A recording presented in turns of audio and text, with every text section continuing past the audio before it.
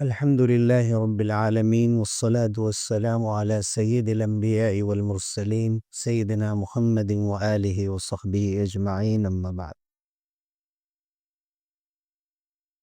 حضرات، آج 13ویں پارے کی تلاوت تراویح میں کی گئی. سورہ یوسف کی تفسیر کا خلاصہ پیش کیا جا رہا تھا. سورہ یوسف میں آپ دیکھیں گے کہ بار بار اللہ تعالیٰ اپنا حوالہ دیتے ہیں، یا خود حضرت یوسف علیہ السلام اپنی ہر بات کو اللہ کی جانب منسوب کرتے ہیں. یہاں تک فرمائیں کہ رب السجن احب الی مما یدعوننی الیہ، کہ اے میرے رب، میرے لیے قید بہتر ہے اس چیز سے جس کی جانب یہ لوگ، یہ عورتیں مجھے بلا رہی ہیں، یعنی برائی کی جو دعوت دے رہی ہیں. اس کے مقابلے میں جیل کی سزائیں برداشت کر لوں گا، لیکن میں اپنے دامن پہ داغ برداشت نہیں کروں گا.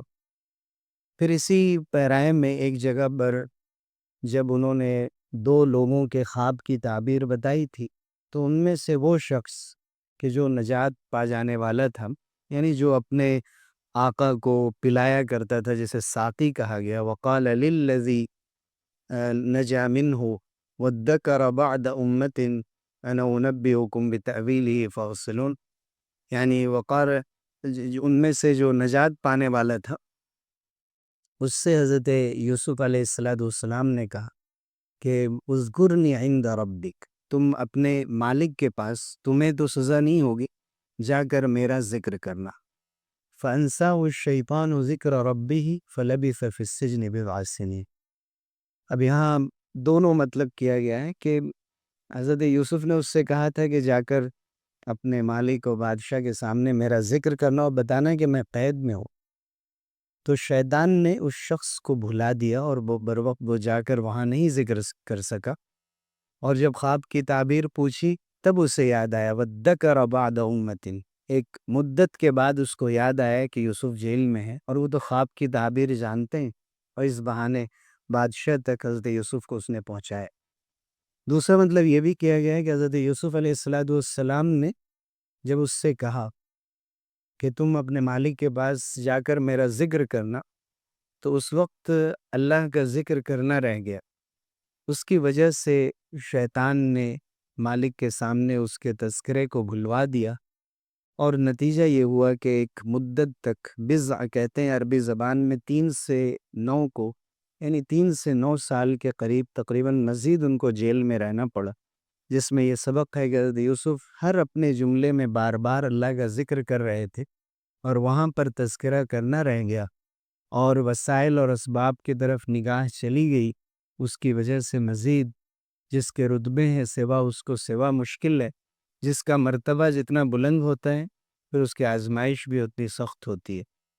پھر اس 13ویں پارے کے آغاز میں حضرت یوسف علیہ السلام نے اپنے بارے میں یہ فرمایا کہ وَمَا أُبَرِّئُ نَفْسِي إِنَّ النَّفْسَ لَأَمَّارَةٌ بِالسُّوءِ إِلَّا مَا رَحِمَ رَبِّي إِنَّ رَبِّي غَفُورٌ رَحِيمٌ، کہ میں، عورتیں بھی کہہ رہی ہیں، زلیخا نے بھی کہہ دیا، اللہ کی طرف سے بھی گواہی تھی کہ یوسف سچے ہیں اور ہرگز ان کے دامن پر کوئی داغ نہیں ہے، لیکن بشری تقاضے کی بنیاد پر میں اپنی صفائی نہیں دیتا. یعنی میں یہ نہیں کہتا کہ میں بالکل پاک صاف ہوں اور مجھ سے غلطی ہو ہی نہیں سکتی ہے. نفس ہے، ان النفس لامارۃ بالسوء الا ما رحم ربی. نفس 3 طرح کے ہوتے ہیں. ایک نفس وہ جو بالکل مطمئن ہوتا ہے، جس کا ذکر سورہ فجر میں آیا، اللہ کے فیصلے پر راضی اور ہر وقت اللہ کی عبادت میں مصروف، اور جب اس دنیا سے جائے تو بالکل راضی برضا. اور دوسرا نفس وہ ہے جو لوامہ ہے، جس کا ذکر سورہ قیامہ میں آیا، جو ہر برائی پر، جس کا ضمیر جو انسان کا ہوتا ہے، اس کا کانشینس اس کو اندر سے ملامت کر رہا ہوتا ہے کہ تم غلط کر رہے ہو. ایک یہ نفس ہے. اور ایک نفس وہ ہے جس کا یہاں تذکرہ کیا گیا کہ نفس انسان کو برائی کا حکم دیتا رہتا ہے، اور امارہ، آمیرہ بھی نہیں فرمائے گی، بہت زیادہ برائی پر آمادہ کرنے والا ہوتا ہے، سوائے اس کے کہ جس پر اللہ کا رحم ہو جائے اور میرا رب اس پر رحم کر دے.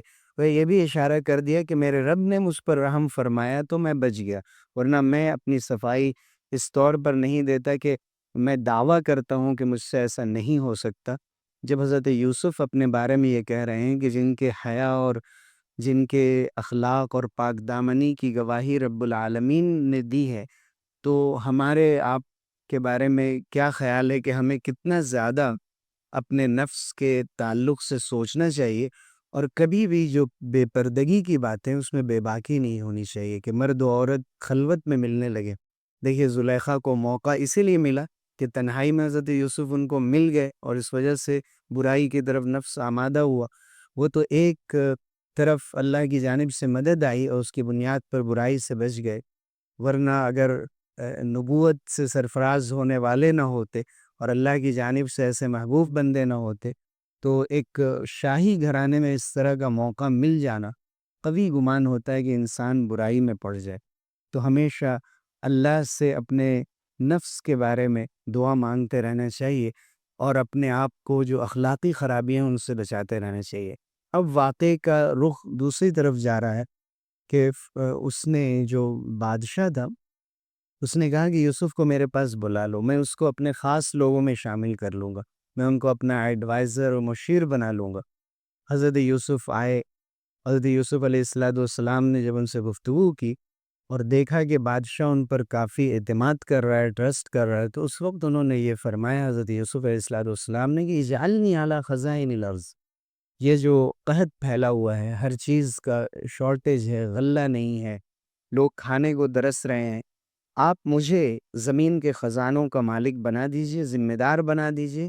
میں حفیظ بھی ہوں، عالم بھی ہوں، میں دیانتدار بھی ہوں، اور مجھے پوری معلومات بھی ہے کہ کیسے اس کو مینج کیا جائے گا۔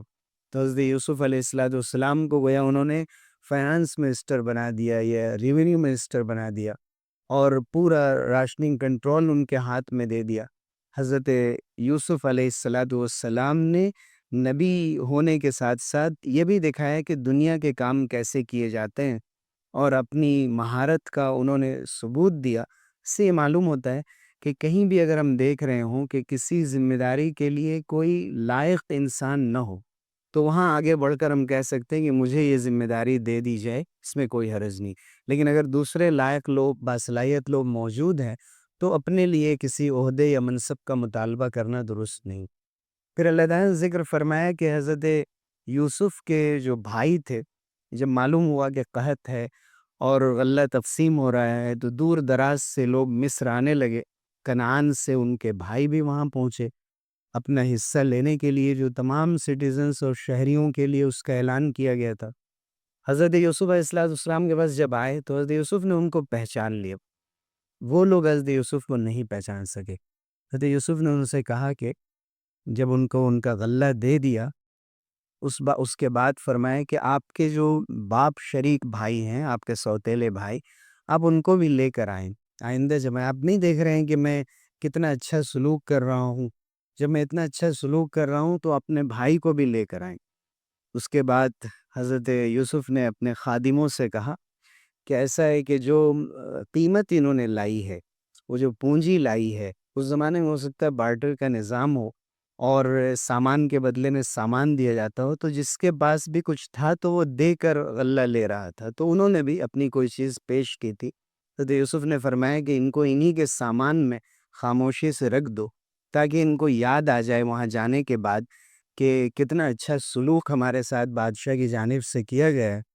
حضرت یوسف علیہ السلام کے بھائی جب حضرت یعقوب کے پاس پہنچے تو انہوں نے کہا کہ دیکھیے آئندہ ہمیں یہ کہا گیا ہے کہ اگر چھوٹے بھائی کو لے کر نہیں آئیں گے، صرف ہم 10 بھائی آئیں گے، تو ہمیں راشن پوری طرح سے نہیں ملے گا، اس لیے چھوٹے بھائی کو بھی بھیج دیں۔ حضرت یعقوب نے فرمایا کہ ایک بار یوسف کے سلسلے میں آزما چکا ہوں، پھر سے میں وہ غلطی کروں گا۔ لیکن انہوں نے جب سامان کھول کر دیکھا کہ انہوں نے جو قیمت کے طور پر جو پیالہ یا جو چیز بھی دی تھی وہ واپس کر دی گئی ہے، کہا بضاعتنا ردت الینا، ہماری تو قیمت بھی، ہمارا سامان بھی واپس کر دیا گیا، اس کے ساتھ اتنا سامان بھی دیا گیا، غلہ ہمیں دیا گیا ہے، بھائی کو آپ ضرور بھیج دیجئے، ورنہ آئندہ ہمارے لیے مشکلات پیدا ہوں گی۔ حضرت یعقوب علیہ السلام نبی تھے، اللہ کے وعدے پہ، اس کی مدد پہ یقین تھا۔ آپ سوچ سکتے ہیں کہ کتنا خطرناک زمانہ ہوگا قحط کا، جس کی وجہ سے یہ مجبور تھے کہ غلہ لینے کے لیے ایک ایک فرد کے لیے انتظام کیا جائے، حضرت یعقوب نے اپنے بیٹوں سے کہا کہ دیکھو تدبیر کرنا، ایک ساتھ تم لوگ ایک دروازے سے مت داخل ہونا، مصر میں ایک دروازے سے مت داخل ہونا۔ شاید حضرت یوسف کے بھائی تھے، ویسے ہی ان سے ملتے جلتے خوبصورت رہے ہوں گے، لمبے قد کے، جن کا تذکرہ بھی آیا ہے۔ دوسرے یہ کہ اگر ایک ساتھ تم جاؤ گے، ایک تو نظر لگنے کا اندیشہ ہے، قبطیوں کے مقابلے میں وہ زیادہ خوبصورت تھے۔ دوسرے یہ کہ لوگوں کو یہ نہ لگے کہ اتنی بڑی تعداد میں لوگ ایک ساتھ کیوں آ رہے ہیں، کہیں خطرہ محسوس نہ کریں، تو حضرت یعقوب نے فرمایا کہ الگ الگ دروازے سے جانا۔ پھر حضرت یعقوب علیہ السلام نے یہ جو کچھ فرمایا تھا، ایسا نہیں ہے کہ ان کو اللہ کی حفاظت پہ یقین نہیں تھا۔ مجھے فرمایا کہ یعقوب کے دل میں ایک بات آئی، اطمینان کے لیے انہوں نے یہ بات کہہ دی تھی، ورنہ یقین تو اللہ ہی کے وعدے پہ تھا۔ بار بار اللہ کا حوالہ دیا جا رہا۔ پھر حضرت یوسف کے پاس جب بنیامین ان کے چھوٹے بھائی وہاں پہنچے، تو اس وقت حضرت یوسف نے تنہائی میں ان سے کہا کہ میں تمہارا سگا بھائی ہوں، اور تمہیں مایوس ہونے کی ضرورت نہیں ہے، میں تمہارے ساتھ ہوں، تمہیں ڈرنے گھبرانے کی ضرورت۔ ان کو پہلے اطمینان دلا دیا کہ وہ نہ ڈر جائیں کہ یہ کیوں مجھے روک رہے ہیں۔ اور اللہ کی طرف سے یہ پورا انتظام تھا کہ جب سامان ان کو دیا تو جو پیالہ بادشاہ کا تھا وہ ان کے سامان میں رکھ دیا، یعنی ایک مرتبہ تو ان کی قیمت لوٹائی تھی، اور یہاں پر جو تدبیر اختیار کی گئی کہ بادشاہ کا پیالہ سواع الملک ان کے سامان میں رکھ دیا گیا، اور اس کے بعد اعلان کیا گیا، اذن مؤذن، ایک اعلان کرنے والے نے اعلان کیا کہ بھئی تم میں سے کون ہے جس نے بادشاہ کا پیالہ چوری کیا، انکم لسارقون، تم چور معلوم ہوتے ہو۔ تو انہوں نے کہا کہ واللہ ہم ایسا نہیں کر سکتے، ہم جھوٹے نہیں ہیں، ہم اس لیے نہیں آئے کہ یہاں چوری کریں۔ کہا گیا کہ سامان چیک کیا جائے گا، اور ایسا معلوم ہوتا ہے کہ حضرت یعقوب علیہ السلام کی شریعت میں چوری کی سزا یہ تھی کہ جو چور ہے اس کو غلام بنا لیا جائے گا، اس لیے سامان، جس کے سامان میں بھی وہ پیالہ ملے گا اسے روک لیا جائے گا۔ تو حضرت یوسف نے تدبیر اختیار کی کہ ڈائریکٹ بنیامین کا سامان چیک نہیں کیا، بلکہ دوسرے بھائیوں کا سامان چیک، تاکہ ان کو شبہ نہ ہو جائے کہ کس مقصد سے کر رہے ہیں۔ اور آخر میں پھر جب بنیامین کے سامان میں سے پیالہ نکالا، چونکہ وہ ایک پلان کے تحت کیا گیا تھا، کذالک کدنا لیوسف، اگر کسی کے ذہن میں یہ آئے کہ یہ سب کیا ہے، تو اللہ نے فرمایا کہ ہم نے یوسف کے لیے یہ پورا پلان، یہ طریقہ اور یہ تدبیر اختیار کی تھی کہ کچھ چیزیں تو ہمیں نظر آ رہی ہیں اور بتا دیا گیا ہے، اس طرح کی کتنی تدبیریں اللہ کی جانب سے ہماری زندگی میں ہوتی ہوں گی، ان کے بارے میں ہم کچھ نہیں جانتے ہیں۔ پھر اللہ رب العزت کی جانب سے بنیامین پر جب چوری کا الزام آیا، تو چپکے سے ان کے بھائیوں نے کہا کہ اچھا یہ چور ہے، ان کے بھائی جو یوسف تھے وہ بھی چور تھے، یعنی ابھی بھی ان کو جو سزا دی تھی، حضرت یوسف علیہ السلام نے سوچا کہ ابھی بھی ان کے دل میں حسد موجود ہے، لیکن یوسف نے کچھ نہیں کہا، اپنے دل میں اس راز کو چھپا لیا۔ اب اس کے پیچھے کیا راز تھا، کیوں انہوں نے ایسا کہا نہیں معلوم، کئی واقعات بھی ذکر کیے گئے ہیں، لیکن حضرت یوسف وہاں پر خاموش رہے۔ اور اس کے بعد آگے چل کر جب وہ وہاں سے نکلے ہیں، آپس میں بات کرنے لگے کہ یوسف تو پہلے گئے تھے، اب بنیامین بھی گئے، اب والد کو کیا جواب دیں گے؟ بڑے بھائی نے تو کہا میں یہاں سے جاؤں گا ہی نہیں، جب تک کہ میرے والد اجازت نہ دیں، اللہ کا کوئی فیصلہ نہ ہو جائے، میں سے چھوڑ کر نہیں جا سکتا، اس لیے کہ میں کیا جواب دوں گا والد کو جا کر۔ دوسرے بھائی آئے، انہوں نے حضرت یعقوب کو سارا ماجرا بتایا۔ حضرت یعقوب نے بتایا کہ وہ چوری نہیں کر سکتا، یعنی بل سولت لکم انفسکم امرا، ان کو اپنی تربیت پہ یقین تھا کہ میرا چھوٹا بیٹا چوری کیسے کر سکتا ہے، تم نے اپنی طرف سے یہ سب باتیں بنا لی۔ اور پھر حضرت یعقوب علیہ السلام نے جو شروع میں حضرت یوسف کے گم ہونے پر فصبر جمیل پڑھا تھا کہ بس صبر ہی ہے جو سب سے بہتر راستہ ہے، یہاں پر بھی انہوں نے وہ صبر جمیل پڑھا کہ بالکل ایسا صبر جو فوری کیا جائے، صدمہ پہنچتے ہی صبر ہی سب سے بہتر ہے۔ انہوں نے پھر صبر کیا اور اللہ کے وعدوں پر یقین رکھا اور اس کا انتظار کرنے لگے۔ اب یعقوب اور بنیامین اور پھر بڑے بھائی، تین بیٹے گویا نہیں تھے، 9 تھے اور 3 غیر موجود تھے، ان کو یاد کر کے اس قدر روتے تھے حضرت یوسف علیہ السلام کو کہ بینائی چلی گئی، آنکھیں بالکل سفید ہو گئیں، بیضت عینا۔ تو اس وقت حضرت یعقوب نے کہا انما اشکو بثی وحزنی الی اللہ، میں اپنے غم کی شکایت صرف اللہ سے کرتا ہوں، اور میں کسی سے نہیں کہوں گا اے میرے بیٹے جاؤ دوبارہ تلاش کرو، یوسف کو بھی تلاش کرو، ان کے بھائی کو بھی تلاش کرو، مایوس مت ہونا. مایوس اللہ کی رحمت سے وہی لوگ ہوتے ہیں جو کفر کرنے والے ہیں. انہ لا یئس من روح اللہ الا القوم. دوبارہ پھر یہ لوگ پہنچے.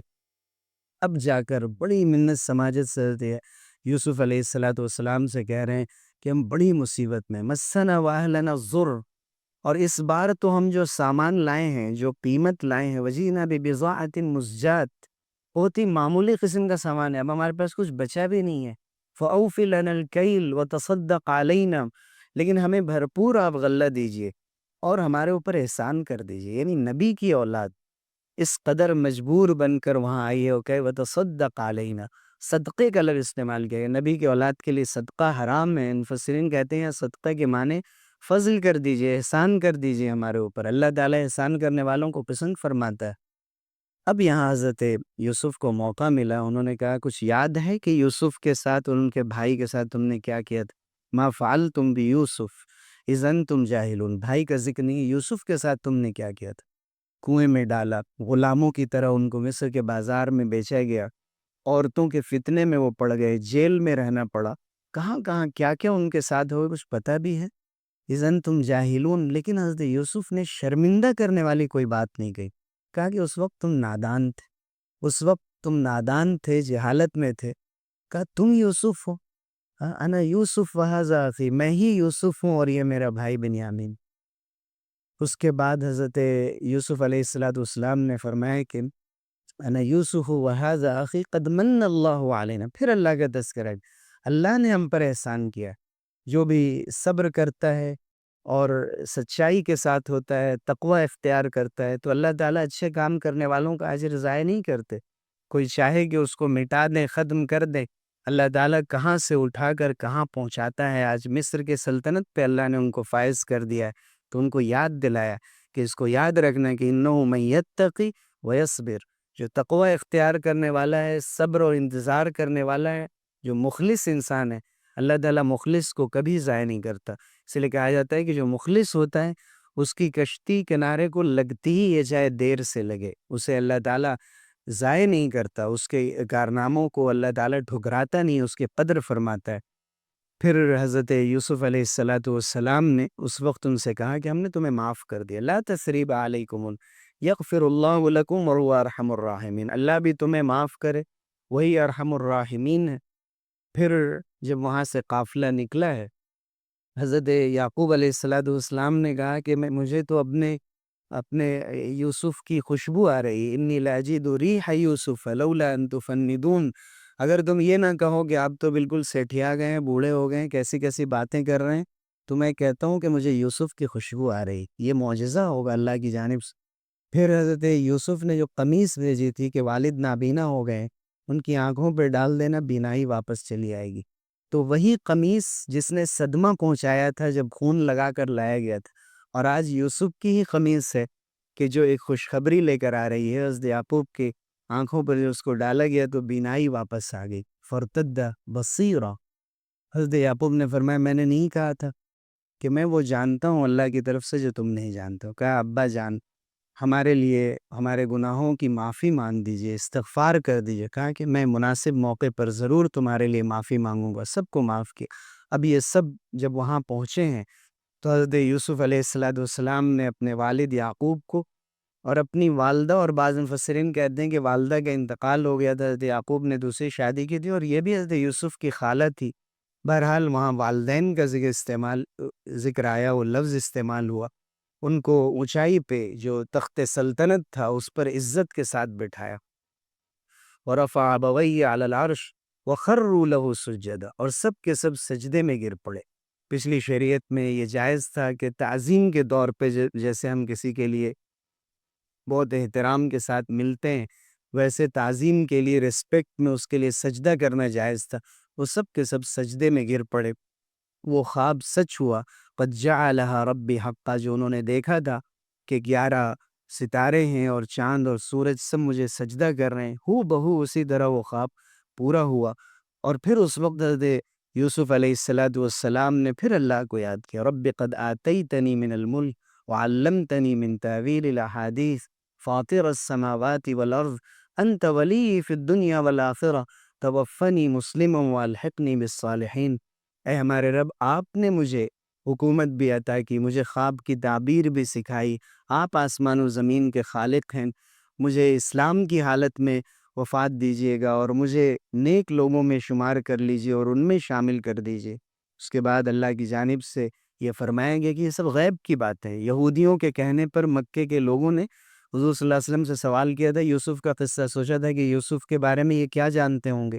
اللہ کی وحی کی بنیاد پر حضور صلی اللہ علیہ وسلم نے یوسف کا پورا قصہ ان کو سنا دیا۔ اس وقت اللہ نے فرمایا کہ اس کے بعد یہ جو غیب کی خبریں ہیں ہم بتا رہے ہیں، آپ ان کو نہیں جانتے تھے، آپ وہاں پر موجود نہیں تھے جو کچھ یوسف اور ان کے بھائیوں کے درمیان ہوا۔ وما كنت لديهم إذ أجمعوا أمرهم وهم يمكرون لیکن وما اکثر الناس ولو حرصت بمؤمنین، آپ کی چاہے جتنی بھی خواہش ہو، اکثر لوگ ایمان نہیں لائیں گے۔ یہ جو مکے کے مشرکین ہیں، یہ یہودی ہیں، انہوں نے اسی لیے سوال کیا تھا۔ اب پورا واقعہ اس انداز سے ایک ہی سورہ کے اندر کسی نبی کا نہیں بیان کیا گیا اس تفصیل کے ساتھ، اس کے باوجود بھی نہ یہودی ایمان لائے، نہ وہ لوگ ایمان لائے کہ جنہوں نے یہ سوالات کیے تھے۔ سورہ یوسف کے اندر بے شمار پیغامات ہمارے لیے موجود ہیں، مصیبت پر صبر کرنے کی جو فضیلت ہے، اور اللہ تعالیٰ کبھی کبھی خوابوں کو سچ کر دکھاتا ہے۔ اسی طرح سے انسان کی جو حیا ہے، موڈسٹی ہے، اس کا جو وقار ہے، ڈگنیٹی ہے، مورل انٹیگریٹی ہے، اس سے بڑھ کر کوئی چیز نہیں ہوتی ہے زندگی میں۔ انسان جلد بازی میں خیانت کر جاتا ہے امانت میں، کبھی آنکھوں کی خیانت، کبھی اخلاق کی خیانت۔ اسی طرح سے اس سے لیڈرشپ کی تعلیمات معلوم ہوتی ہے، ایک رسپانسبل انسان کیسے ہوتا ہے، ذمہ داریاں کیسے ادا کی جاتی ہیں، اور کیسے جب انسان ایک پوزیشن میں ہو اور وہ بدلہ لے سکتا ہو تو کتنی بڑی اہمیت ہوتی ہے کہ اس وقت معاف کر دے، جیسے حضور صلی اللہ علیہ وسلم نے فتح مکہ کے بعد اپنے دشمنوں کو معاف فرمایا تھا۔ یہ تمام ہدایات دی گئی اور اخیر میں سورہ یوسف میں فرمایا گیا کہ حضور کی زبان سے کہلوایا گیا کہ آپ کہہ دیجئے یہ میرا راستہ ہے، اور قُلْ هَٰذِهِ سَبِيلِي أَدْعُو إِلَى اللَّهِ، میں اللہ کی جانب بلاتا ہوں، عَلَىٰ بَصِيرَةٍ، پوری بصیرت اور سمجھ بوجھ کے ساتھ میں بھی بلاتا ہوں، میری اتباع کرنے والے بھی بلاتے ہیں۔ اس سے معلوم ہوتا ہے کہ دعوت کے کام کرنے والوں کو صحیح طور پہ اسلام کے اور اسلامی تعلیمات کی سمجھ بھی ہونی چاہیے، اور سیکھ کر پھر اس کے بعد لوگوں کے سامنے پیش کرنا چاہیے۔